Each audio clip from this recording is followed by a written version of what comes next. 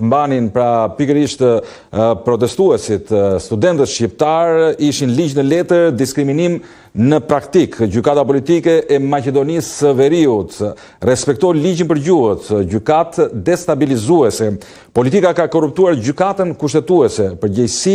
dhe ligji për gjuhët është i qartë. Pra këto ishin pra disa nga pankartat që mbanin studentët shqiptar në protestën, në marshin protestues të ditës së sotme, ndërsa kërkojnë që institucionet të respektojnë ligjin e gjuhëve dhe që ligji të mos mbetet thjesht në letër, por i njëjti të zbatohet. Kujtoj se vetëm pasi përfundoi pra kjo protestë, reagoi edhe partia shqiptare, tashmë partia pra pas grumbullimit të gjitha partive pra kur fituan pikërisht në zgjedhjet e fundit, partia Vlen tashmë deklaroi se është aprovuar pra pas një bisede me kryeministrin Mickoski pra të Maqedonisë Veriut dhe është aprovuar pra që pikërisht këto provime të zhvillohen në gjuhën shqipe. Por ne do të lidhemi për të mësuar më shumë detaje pikërisht me Shkupin, atje ku e ndoqi pra gjatë gjithë këtyre orëve protestën e studentëve shqiptar, pra pikërisht Artin Halili do të na shpjegoj pra se çfarë ndodhi pra më në detaje. Artin, përshëndes, atëherë do doja ta nisja të bënim një rezume, pra ta nisja që në fillim pra se si nisi kjo protestë, pra pjesëmarrja që pati pra në ditën e sotme pra në qendrën e Shkupit, a pati incidente, tensione gjatë marshit dhe çfarë mesazhe dominuan pra pikërisht në pankartat dhe thirrjet e studentëve shqiptar? Në fakt, ande kjo protest pati gjithçka, për ta quar në fund dhe për të ardhur sërish në fillim aty ku pyetët ju, realisht sot ashtu siç e kanë deklaruar edhe të rinj shqiptar, Shkupi ka oshëtir dhe është dridhur nga brohoritjet shqiptare dhe nga flamuri fuqezi, edhe unë në një farë momenti për te gazetarisë u ndjeva më shumë patriot teksa ndiqja protestën e studentëve shqiptarë sot në Shkup të Maqedonisë. Ishte një protestë e cila sigurisht ishte mirë menduar, ishte mirë organizuar, mbi të gjitha me një punë shumë të mirë të vetë grupit organizator të studentëve të juridikut, të cilët e kishin planifikuar të gjithë këtë rrugtim të bërë gjatë ditës së sotme, ashtu siç kishin planifikuar, në fakt, por që edhe vetë nuk e besonin që do të kishte një pjesëmarrje kaq të madhe dhe një mbështetje kaq të madhe edhe nga ana e të rive shqiptarë të rajonit, nga çdo qytet në Maqedoninë e Veriut ku ka shqiptarë, nga Kosova, por edhe nga Shqipëria. Në fakt, i gjithë tubimi filloi diku rreth orës 4 mbasdite ku bë dhe grumbullimi i të gjithë studentëve në sheshin pranë urës së Burit, që është diku 200 metra larg nga vendi ku ndodhem, dhe ishte parashikuar që protestat të niste në orën 4:30 minuta, por në fakt këtu nuk ishin parashikuar problematikat që mund të ndodhin në kufi apo me kontrollet e autobusëve. Fillimisht ka pasur probleme në Bllat me kalimin e studentëve të Kosovës për të ardhur në drejtim të Shkupit, ka pasur probleme me autobusin shqiptar, i cili ka raportuar në kohë reale në transmetim direkt me dy CNN-in të shqiptarëve që do devijuan, që vinin nga Tirana dhe që nuk u mundsuan dot të vinin për të bashkuar marshimit. Ka pasur probleme me studentët e Tetovës, të cilët po ashtu janë penguar diku tek zona e ambasadës amerikane këtu në Shkup, duke u kontrolluar imtësisht nga ana e policisë me qëllimin të paktën sipas studentëve për të vonuar dhe për të mos u bashkuar protestës së studentëve mas ditën e sotme. Ishte parashikuar në 4:30, por në fakt marshimi ka nisur diku rreth orës 6:20 minuta, pra gati një orë e disa minuta me vonesë për shkak sepse këto pengesa sollën që studentët kërkonin që të pristin të bashkoheshin të gjithë studentët që po pengoheshin nga ana e policisë për të bashkuar këtij marshimi. Unë them që në një masivitet kaq të madh që ka pasur kjo protestë, incidentet i qenë pothuajse shumë të vogla, në mos them zero, pati të rinj të cilët në fakt edhe në kohë kur mbajtën deklaratat e tyre thanë se ka pasur provokime nga ana e policisë apo edhe nga njerëz të tjerë përreth gjatë kohës që marshohej, por duket se të rinjt e kishin vendosur që të mos dinin prej këtyre provokimeve, por të vazhdonin rrugëtimin drejt Ministrisë së Drejtësisë. Aty ku kërkuan dorëheqjen e ministrit të Drejtësisë, aty ku kërkuan dorëheqjen e kryeministrit Mickoski në disa shprehje të tyre, ashtu siç thanë që janë gati, kemi lindur gati thamë për të mbrojtur të drejtat tona e mbi të gjitha për të mbrojtur gjuhën shqipe. Ne nuk jemi të ardhur këtu, thanë ata, ne jemi autokton në këtë vend dhe kështu ne duam që të zbatohet ligji i gjuhëve dhe drejta jonë për gjuhën shqipe. Ka pasur me 10 pankarta të cilat mbareshin si nga studentët e Fakultetit Juridikut apo të gjitha fakulteteve të tjera këtu në Maqedoni, por edhe nga ata të Kosovës, të Tetovës, të Strugës dhe të Ohrit, ku binde në sy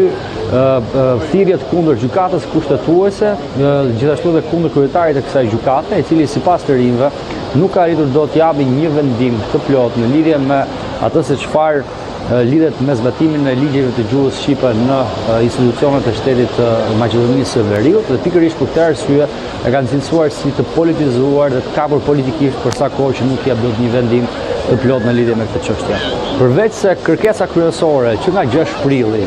e studentëve ka qenë që provimi i jurisprudencës të bëhej në gjuhën shqipe. Por në fakt duket se protesta e asaj dite, nxitje dhe të tjera reagime ku shqiptarë të shumtë kanë dërguar kërkesa dhe ankesa se jo vetëm provimi në gjuhën shqipe e jurisprudencës, por në institucionet shtetërore nuk zbatohej përdorimi i gjuhës shqipe, ashtu siç e detyron edhe ligji i miratuar në Kuvendin e Maqedonisë së Veriut. Dhe pikërisht për këtë arsye tashmë është shtuar edhe kjo kërkesë legjitime dhe mjaft thelbësore sipas të rinjve drejtuar qeverisë që të zbatohet në çdo institucion shtetëror të Maqedonisë së Veriut ligji i gjuhëve dhe të flitet shqip, pasi në shumë raste qytetarët nuk marrin dot shërbimet ose shkojnë dhe flasin shqip, por përgjigjet që marrin janë në maqedonisht. Jo se shqiptarët e Maqedonisë nuk dinë të flasin maqedonisht, por kërkojnë që të flitet në gjuhën shqipe, ashtu siç ata duan dhe siç është e miratuar me ligj. Protesta ka qenë shumë masive, unë në një sy të përgjithshëm, por besoj që më mbrapa janë bërë edhe më shumë. Në fillim para se të nisesh nga sheshe mund të kenë qenë më shumë se 5.000 të rinj dhe gjithashtu qytetarë të tjerë që janë bashkuar kësaj proteste,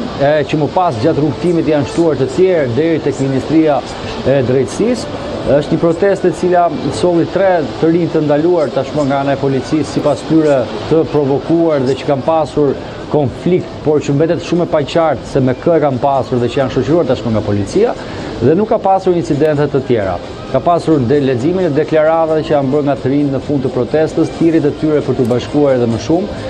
ashtu siç ata i kanë lëshuar edhe një apel partive politike shqiptare në Maqedoninë e Veriut që të mos tentojnë të përfitojnë politikisht nga kjo situatë, të mos bëjnë retorikë politike, por realisht të marrin hapa konkret për të plotësuar kërkesat e këtyre studentëve.